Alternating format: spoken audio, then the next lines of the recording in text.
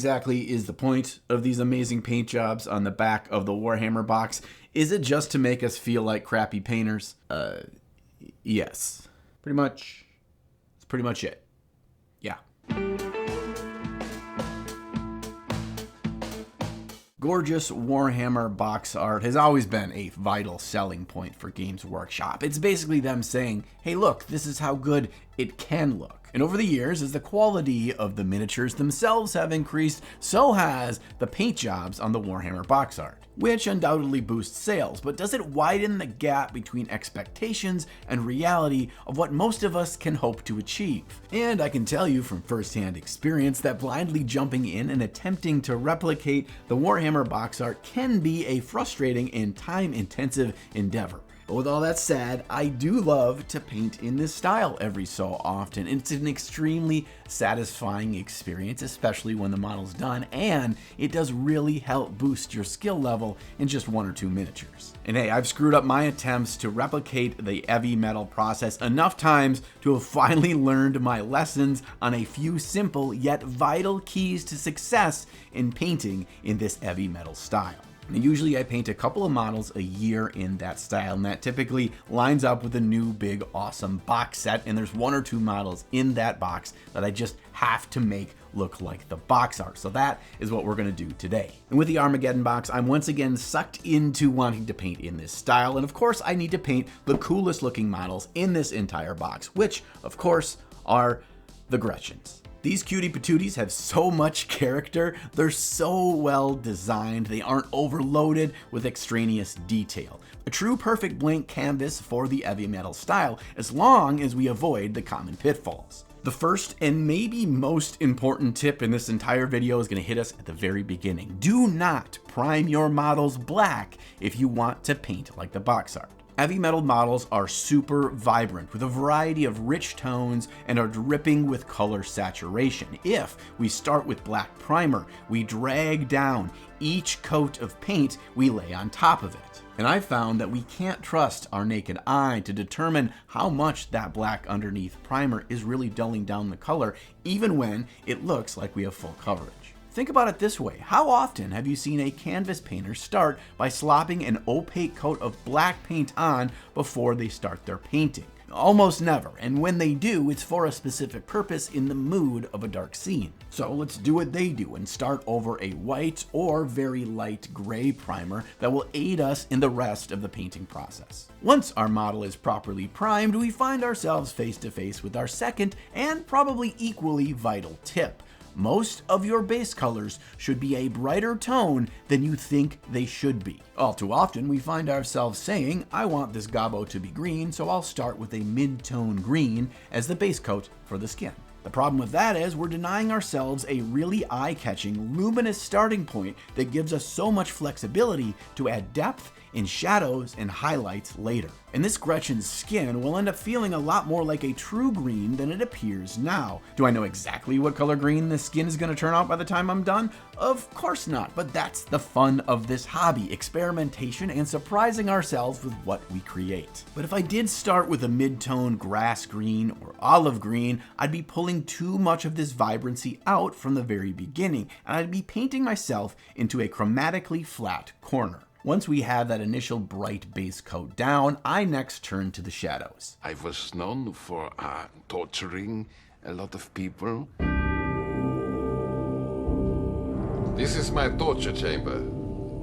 I do this because this step can be a bit more messy than our highlight step, so it's easier to touch up any of these mistakes with our base tone once we're done. And this step has a very important tip that took me way too long to realize. All of the really important colors on your models that really signify their faction do not use a desaturated or black shadow color. They use a saturated shadow. So now is where I pull in that rich olive or forest green. I'll thin the paint way down with 4 parts water to 1 part paint, and I hit all of those cracks, folds, and downward facing surfaces. I'm just following the contours of the shapes. We often dull down our shadows without even thinking about it, and that's because a lot of darker miniature paints have black pigment in the mix. We do not want this. It just muddies up and dulls down our color. What I like to do is take the colors I thought would be the initial base color and use that for my first shadow.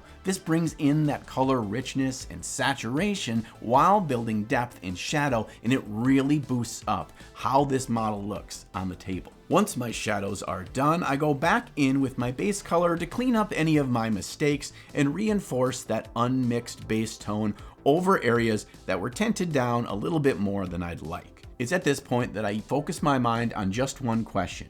Where would the light be hitting brightest based on its location on this model? I reinforce those areas with our midtone and then push them further as I start the highlighting process. Speaking of highlights, this is the first time I'm going to allow myself to push away from a really saturated color. We need those white pigments to really boost the brightness in these highlights. Because we want brighter paint for highlights, that means white pigments will be in the mix, and that means desaturation. Now this is no big deal, just make sure not to mix in pure white paint. I prefer pastel yellows, peaches, pinks, violet, etc. It's okay that this changes the tone of the base color when it mixes together. That creates color interest. We really can't be scared to push our highlights far in this step. It's about attention grabbing. It's about really reinforcing the vibrancy of the model on the table. Now for the highlighting step, I do still thin the paint with water, but only about 1:1. We want each pass to make an impact, but multiple passes over an area will gradually build up that highlight so we don't have that stark, unnatural line that makes the model look bad. Now, oftentimes this is a step in the painting process where we think our model looks bad because we've added some off whites to our highlights and it really blows out the color and becomes too desaturated. And guess what? That's okay. This is not a mistake. It's just something that we have to work with, understanding the painting process, and that we can manipulate through thin glazes of paint, ink, or washes to bring back that vibrancy while smoothing out the transition between midtone and highlight. And once you become a little comfortable with this ass phase of the highlighting process, you'll start to realize why certain very talented miniature painters do this on purpose to create a lot of drama, a lot of really bright areas, because they know they can pull it back and add filters of color over the top to bring back that richness. And once you've done this a few times, you'll realize why this process works in more ways. I love using it while adding warm areas around the mouth, nose, eyes, and knuckles of my models. I paint the skin highlights all the way around the model and only add that warmth with glazes after. And then I can still see underneath where the highlights were and build them back up with a new pinkish highlight.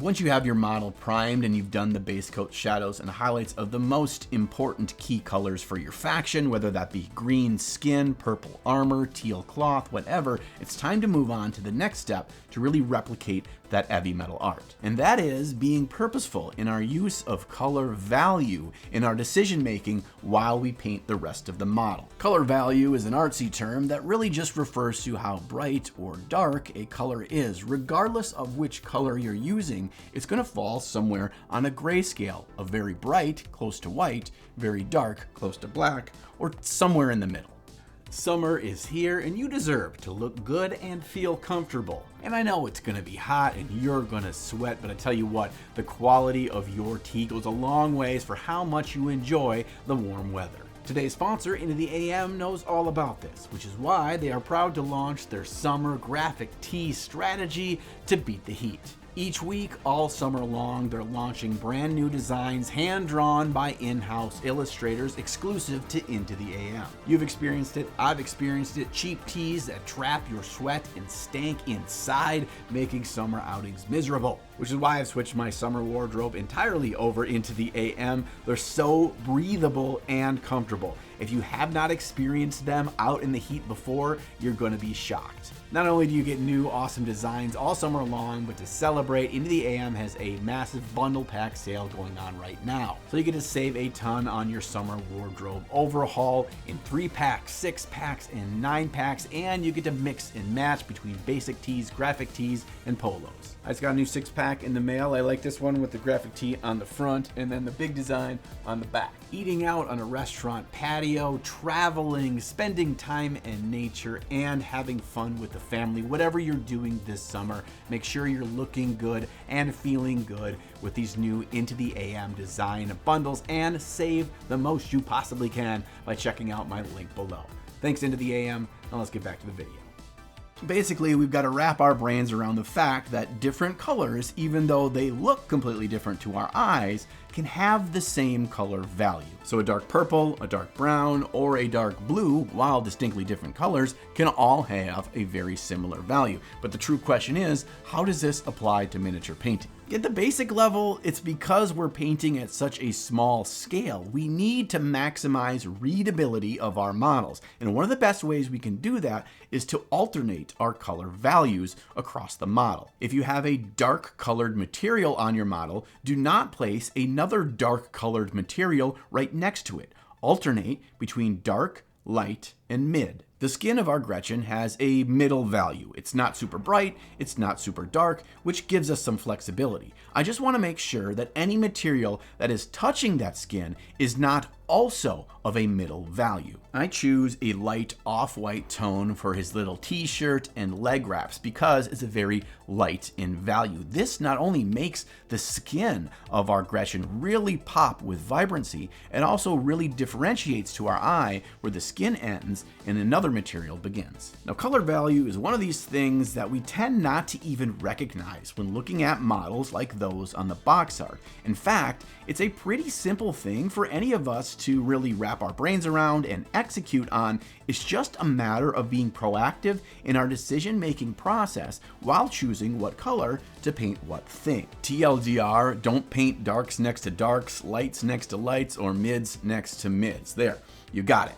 Now commit that to memory. Now seems like a very logical time, at least in my brain, to talk about metallics, and that's because it's the next thing I'm painting on this model. Oh, also because how dark or shiny you want your metallics to end up looking is a part of our color value decision making. I'm gonna go with some dark weathered metals on this guy, partly because that's proper orky, but also because we're missing some of the dark value on this model at the moment. Historically, on all the box art, they use true metallic paints for all their metals, but I have noticed lately that they've been using a bit more non-metallic metals. The good news is, no matter which approach you decide to take, the steps we're going to cover next really just are the same. Our goal at the base level is that we want to have really dark shadows and really bright highlights.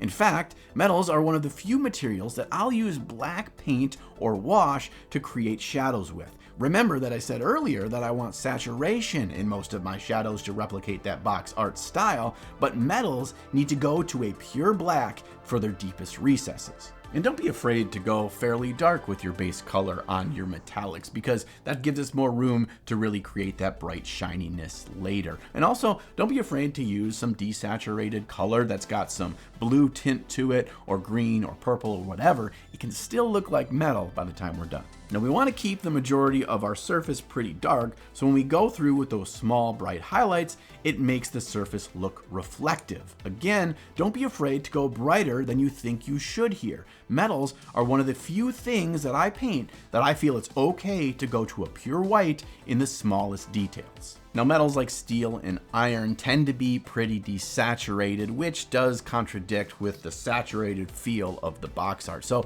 don't be afraid to bring back in saturation with things like weathering. And when you're adding this rust or verdigris, don't be a wimp and pick a wimpy color. Pick one with some punch. Our metal doesn't have that color interest, remember, and if we want to pull off that punchy box art look, we need to bust out those rich tones. And if you wanted a clean, more pristine, or holy looking metal, then you can still add color interest by glazing over some yellow, some pink, some purple, or some sky blue on the highlight regions of your metal to bring in that color modulation and saturation while still feeling like metal. Now, when I got to painting his gun and stick grenade, I started with a different color gray as our starting point for two reasons. One, I wanted to change it up a little bit, but two, I wanted to share that it is not really super important that you do an exact paint match for what you see on a box art or in a video to really get the same effect. We often think that we need that exact paint that we see in a tutorial to be able to pull off what the artist we're following pulled off, when in reality, that's not really a hindering factor. Using what paint you have is more important than continuously buying things instead of actually painting. I should practice what I preach, I think. Oh, I did want to bring up something that I've found very valuable in my time trying to replicate the box art here. I almost never use washes or contrast paints as a wash for the shadow step of these. I use thinned down regular paint. What you're seeing in this step is just black paint thinned down and evenly applied in one coat. And then I selectively apply it into the details I want even darker. I just find that regular miniature paint gives me a lot more control, and it's got a higher ceiling of skill when you deal with a thinned paint. So it's a good thing to practice with. It not only does not give that coffee staining effect that washes can do, but it also allows me to smoothly build up layers for a nice transition into the shadows. You know what, I guess I might have buried the lead on the point of this whole video. Attempting to paint like the box art is really about pushing yourself and increasing both your skill in working with paint as well as mastering the tool that is the paintbrush. The more we push ourselves in this way, the easier and quicker painting at a higher level becomes.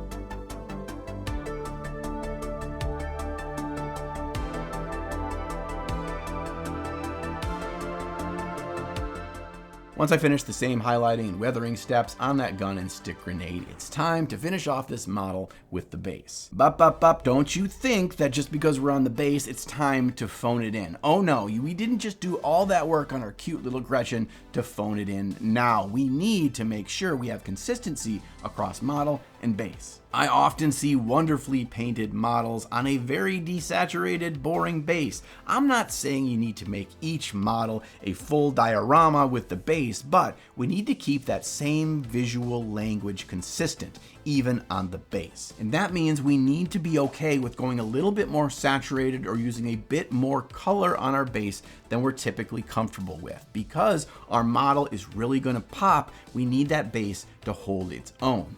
And then, once we've gotten that vibrant color down, a quick wash over it, some fun little grass tufts, and a dry brush, our Gretchen is complete. You know, I do love painting in the heavy metal style. I really do. I love how this model turned out. I'm just not a freaking psycho that only paints in this style, because while it is very satisfying and fun, I have way too many models to paint before I die to be able to execute like this on every single one of them. But every time I finish one, I'm really satisfied. I'm glad I did it, and I feel like I pushed myself to become a better painter. And I guess that makes sense, right? They suck us in like moths to a flame with models painted like this, and I fully believe that those gorgeous models on the box are the single most important factor that lead us to spending a ridiculous amount of money for some unpainted plastic sprues. But what about you? Have you tried painting in this style before? Have you taken little bits and pieces of it to improve